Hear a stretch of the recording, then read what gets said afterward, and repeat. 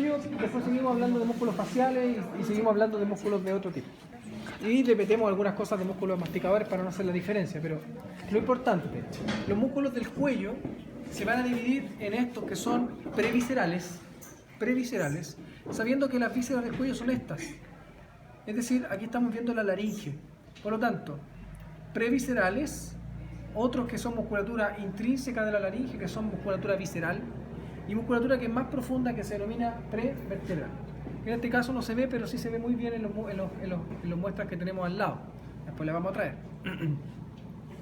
Los músculos previscerales se van a diferenciar en músculos que se denominan esterno-yoideo, que se está cortado aquí. Uno que está por debajo que se denomina esterno-tiroideo. Fíjense acá que hay un pequeño músculo que se denomina tiroyoideo. El tiroyoideo está justamente en la línea oblicua del cartílago tiroides de la laringe, que es la línea oblicua.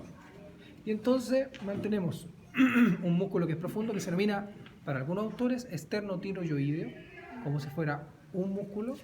Para otros, un músculo diferenciado que se denominan esternoyoideo y tiroyoideo. Fíjense como también este músculo es bastante divergente.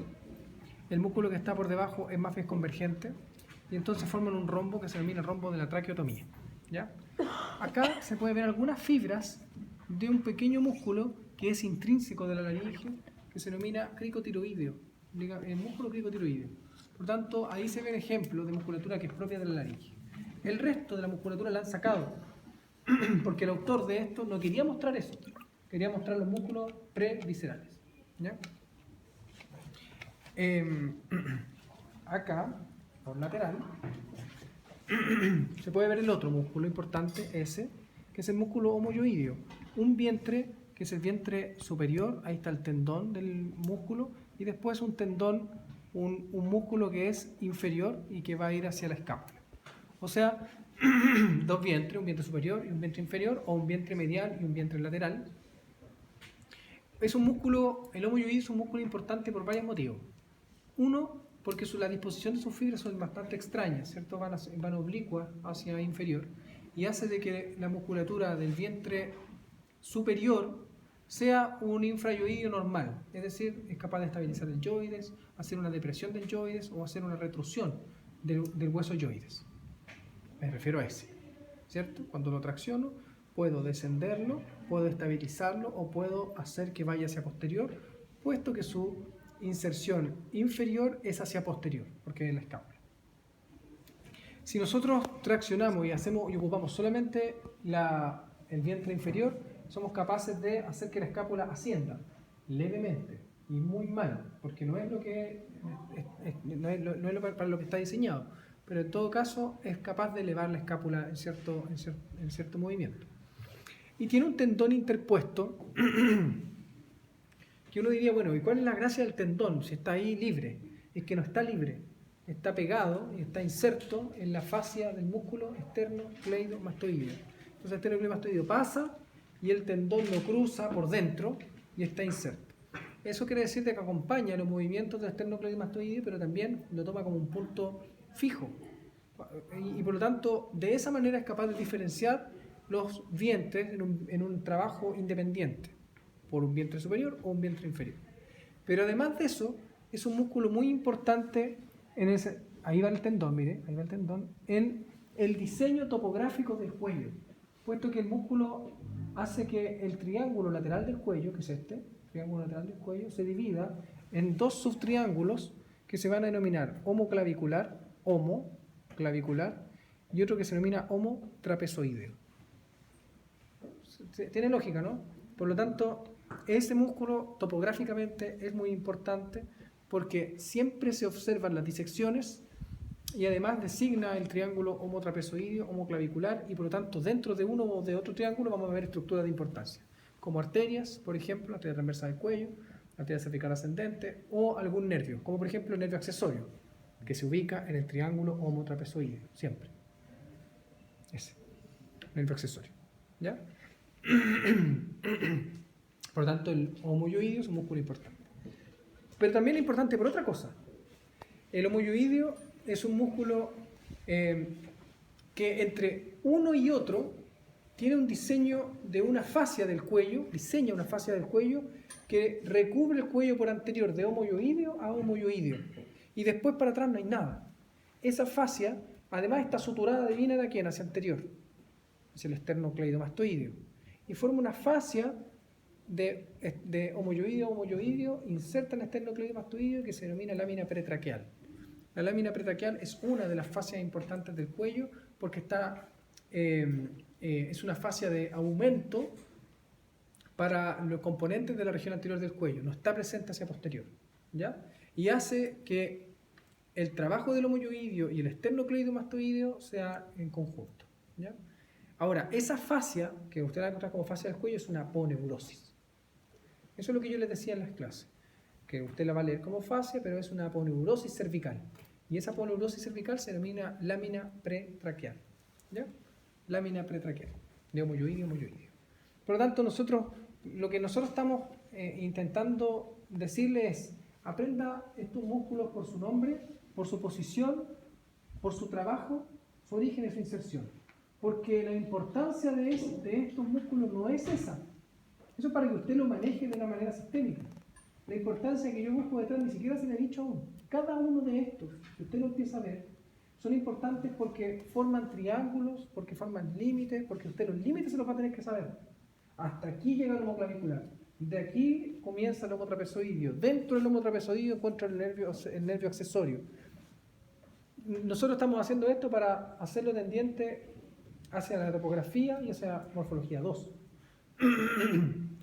Usted va a tener que pasar por todo este suplicio de aprenderse muchas cosas que son importantes, los va a ocupar, pero no es lo que nosotros estamos intentando darle como trasfondo, ¿ya?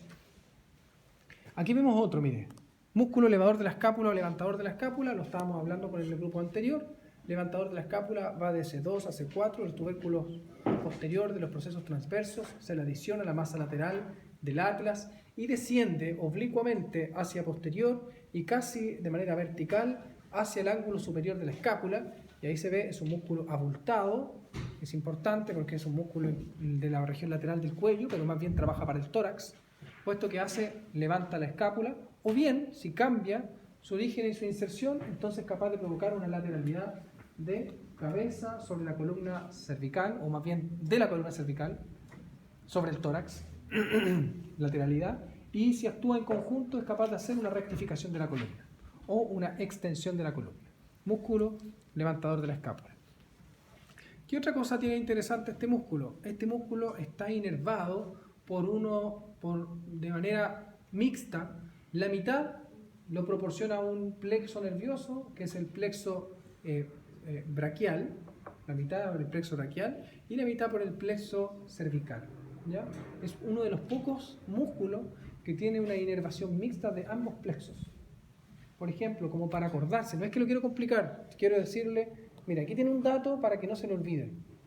Tiene un nervio que es pequeño, que es del plexo cervical profundo, y un nervio que es pequeño también del plexo braquial. Está inervado a nivel motor por doble plexo.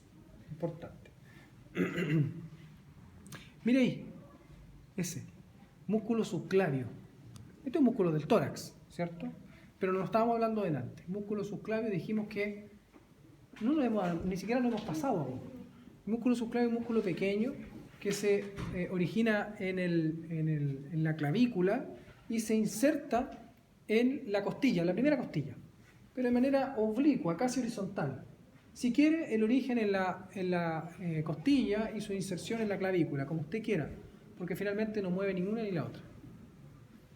En estricto rigor está hecho para mover la costilla, pero la costilla no se mueve porque es la primera y está sinostosada.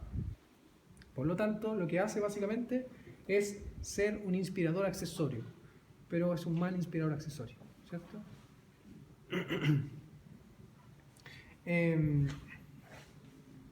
Vamos con los músculos escalenos. Se ven mejores estos. Los músculos escalenos son músculos del compartimento lateral, ¿cierto? Ahí podemos ver un escaleno, está cortado, pero es el escaleno anterior. Ahí se puede ver el escaleno medio, ese. y entre ambos el desfiladero de los escalenos, en el cual podemos ver emergiendo el plexo braquial. También debiese estar ahí la arteria subclavia, ¿no? Pero como el cadáver no está hecho para eso, entonces no la tiene. Y después tenemos acá, bajo el levantador de la escápula, el mescaleno posterior. ¿Cuál es el origen del escaleno anterior?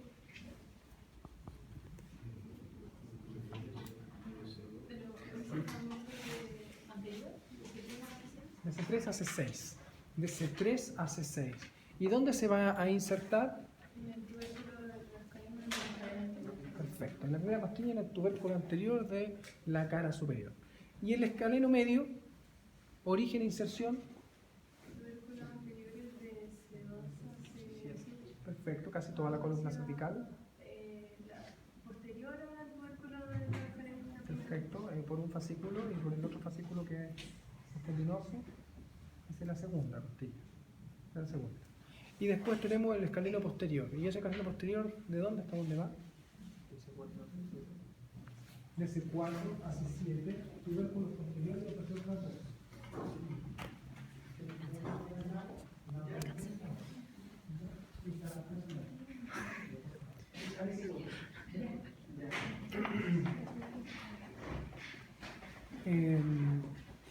Perfecto. ¿Y el escaleno posterior hacia dónde se dirige? Inserción.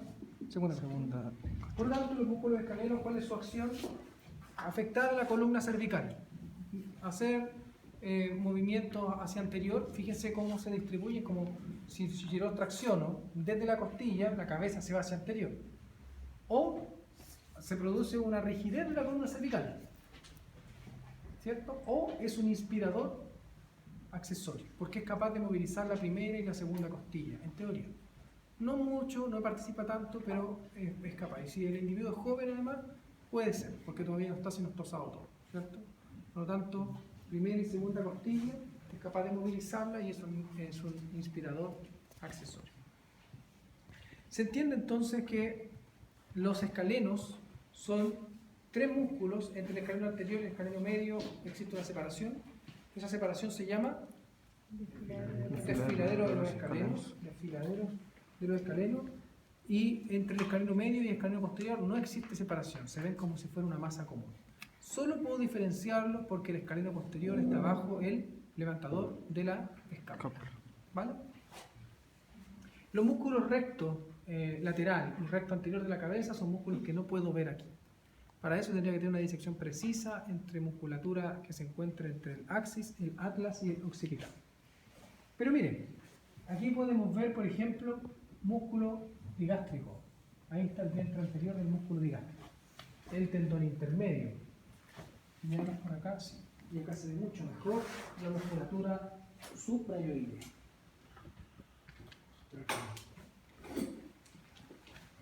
Músculo digástrico, miren. Vientre anterior, tendón intermedio, vientre posterior. El vientre posterior, su origen en la ranura digástrica, o surco digástrico, o, mejor dicho, surco mastoideo.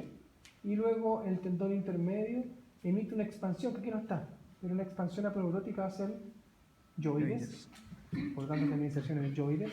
Y finalmente el vientre anterior llega a la fosa digástrica. ¿Cuál es su acción? Abrir la boca, si es por anterior. Si es por posterior, elevar el yoides. Y entre ambos pueden fijar el yoides.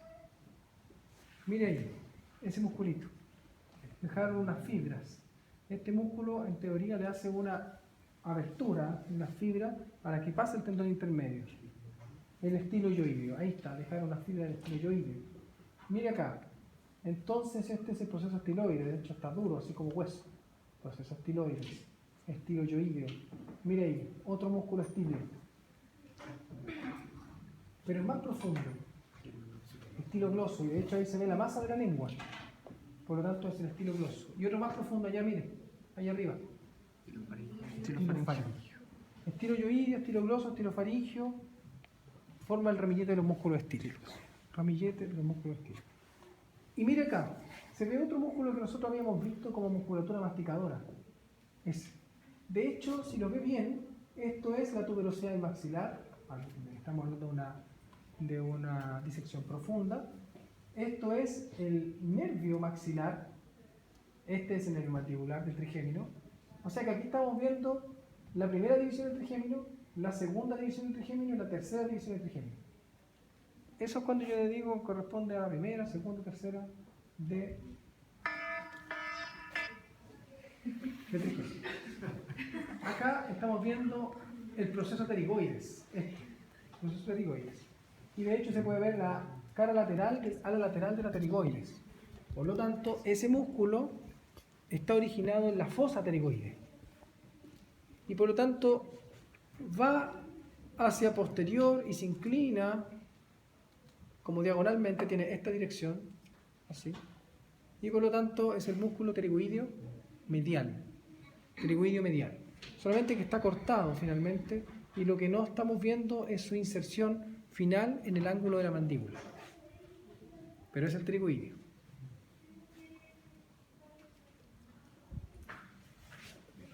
Aquí estamos viendo otra estructura que nosotros la analizamos. Esto es el conducto parotídeo o conducto de Stenon. ¿Ya? El conducto parotídeo atraviesa este músculo, que es el buccinador. Músculo buccinador va a ser ¿qué? Acción. ¿Cuál es su acción? Soplar. Soplar, silbar. En realidad, mantener una presión interna de la boca. Bueno, además, transferir el bolo alimenticio. Está atravesado por toda estructura, por esa, que es el conducto parotídeo, y por esa, que es el nervio bucal. Del ramo temporobucal, ahí está la porción temporal, el ramo temporobucal de la tercera división del trigémino. ¿Ya?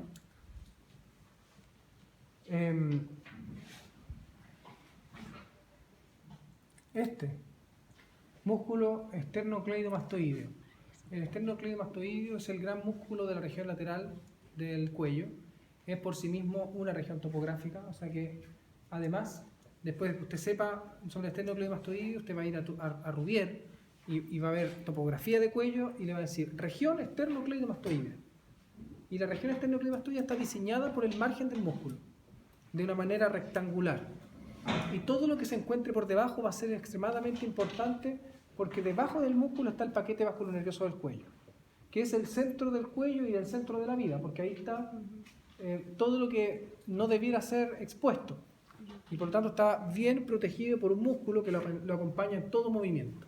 El esternocleidomastoideo es un músculo robusto, es un músculo importante porque está inervado por el...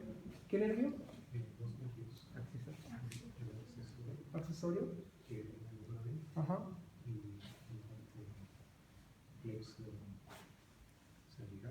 Cervical, que le da inervación sensitiva, y es el plexo cervical profundo. Bien. De hecho, aquí se ve la inervación del plexo cervical. Ese. Y este es el nervio accesorio. Ese. Aquí lo colocan dirigiéndose hacia el trapecio, porque dijimos que ambos iban a tener inervación motora. Pero aquí se ve la inervación sensitiva, dada por el plexo cervical profundo, que es esto. ¿Ya? Pero no nos vamos a meter ahí aún. Todavía no. Vamos al otro, porque aquí sí. Nos quedamos aquí. Nos quedamos en la misma disección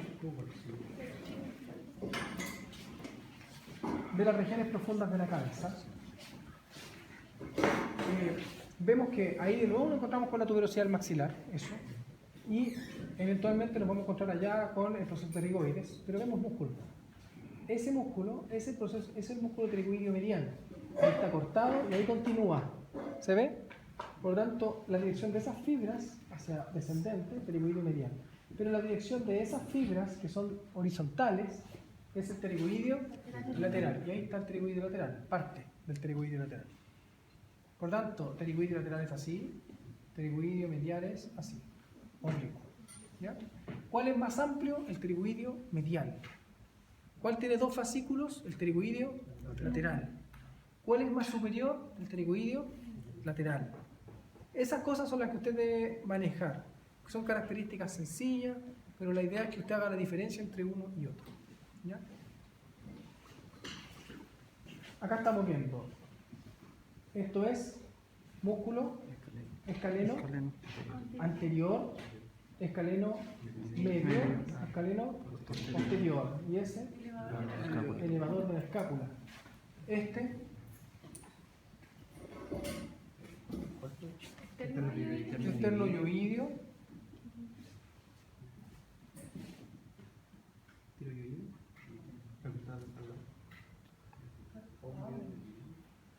está cortado, por eso es la gracia, por eso se lo pregunto. Homoyoideo, porque es lateral al esternoyoideo. Siempre de buscarle una explicación, siempre hay un fundamento. Claro que yo se lo puedo preguntar acá, es sencillo, pero normalmente cuando les pincho las estructuras se las busco así. Y usted lo coloca una cosa aquí y usted dice, no puede ser, pero si está cortado, no se ve. Claro que se ve. Lo que se ve es uno de sus orígenes o inserción. Suficiente, porque usted ve el del lado y usted si sabe el del lado, sabe cuál estoy hablando. Es el homoyoideo. Perfecto. ¿Se acuerdan que yo les decía que en el triángulo homoclavicular iba pasando una arteria? ¿Cierto? Que era esa. ¿Ven? Ahí. Cervical transversa. Cervical transversa. Y aquí se puede ver esto que corresponde con esternocleidomastoideo, y vamos por posterior. Por posterior se ve más.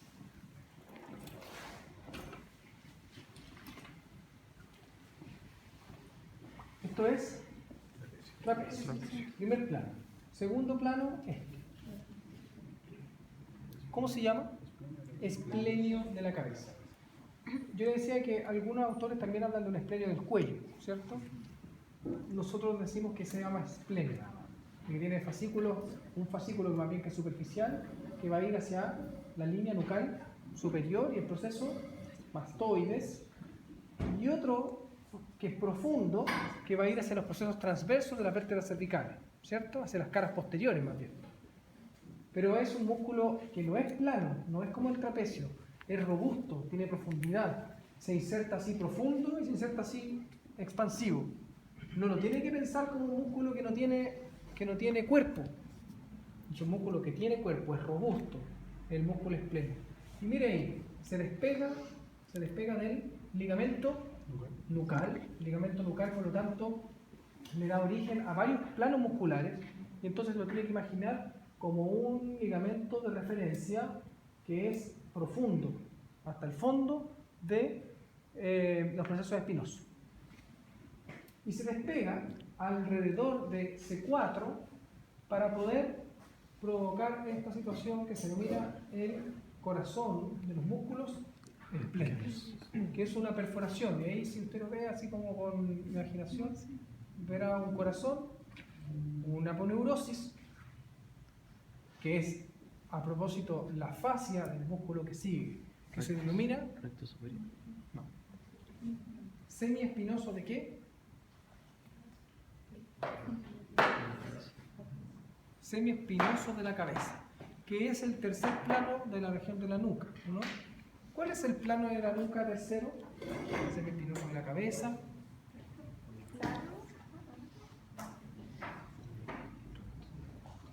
Longísimo de la cabeza y longísimo del cuello. Uno es medial, de medial a lateral. Semiespinoso de la cabeza, longísimo de la cabeza, longísimo del cuello.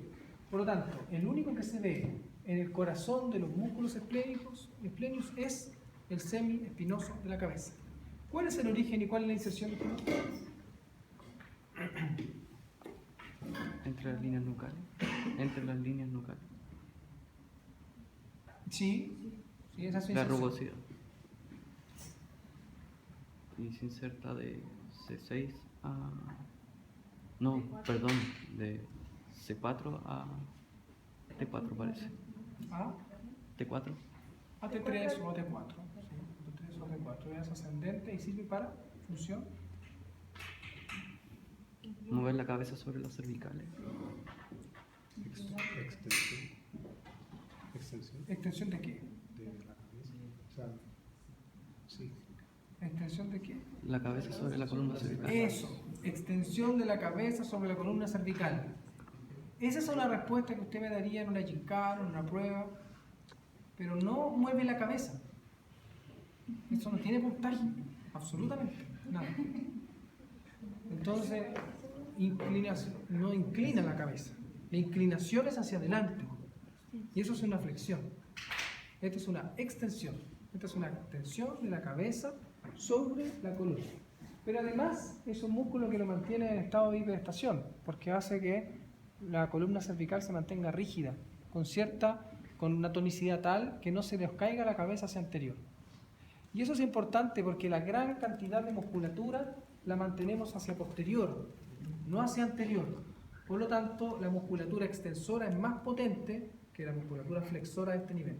¿Para qué? Para mantener una cabeza erguida.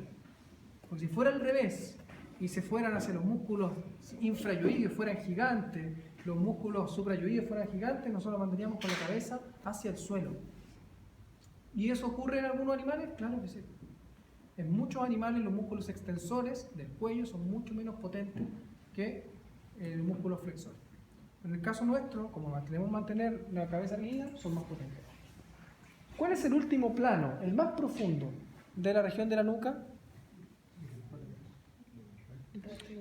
Rectos y oblicuos. En este no lo podemos ver, en uno de los lados sí. ¿Cuáles son? ¿Cómo se denominan? Oblicuo superior, oblicuo inferior, recto posterior mayor y recto posterior menor. ¿Cuáles son los músculos que proporcionan el triángulo suboccipital? Pregunta 4.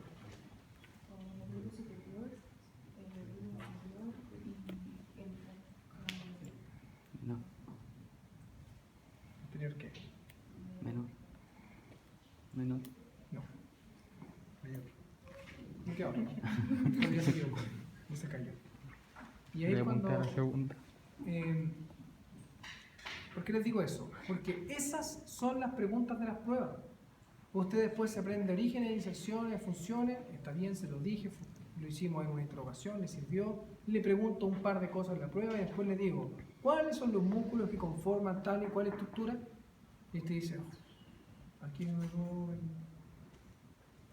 Eso no le puede pasar porque el recto posterior menor, si usted lo vio, si usted lo analizó en un atlas, si usted lo vio en una de las muestras, se dará cuenta que es un músculo pequeño que mueve axis a atlas y que básicamente es un músculo que es medial al triángulo suboccipital.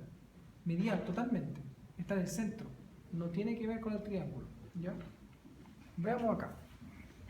A pesar de que aquí se ha abierto el cuello, y no vemos la musculatura que es más profunda, podemos ver lo siguiente.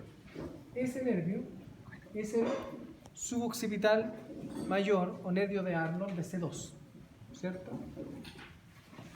Y el nervio de C1 creo que lo veíamos, pero... No, aquí no. No importa. Lo importante es que el nervio C2 está en relación al triángulo suboccipital. Este pasa por el triángulo cuando hace esta vuelta. Por lo tanto, pasa por el triángulo suboccipital y usted reconoce que lo que está profundo es el cuarto plano. En cambio, el nervio C1, que aquí lo sacaron, pasa a través del triángulo suboccipital. Son las dos estructuras que son importantes en posterior para reconocer el plano muscular. ¿Por qué les digo esto? Porque este plano muscular es muy difícil de ver y de disecar. Porque queda pegado al tercer plano. Como es masa común, quedan pegados. Y la única forma de observarlo sería sacar la columna cervical, evidenciar atlas y axis y hacer una disección entre atlas, axis y occipital. Profunda. Como no se hace normalmente, en una cirugía se encuentra ese nervio o el C1 y uno reconoce el cuarto plano por esto. ¿Ya? Perfecto. En relación a los músculos faciales. ¿Podemos decir algo aquí o no? No, en los músculos faciales les voy a traer la de al lado. Sigan ustedes por mientras, me cambio al lado. Bueno.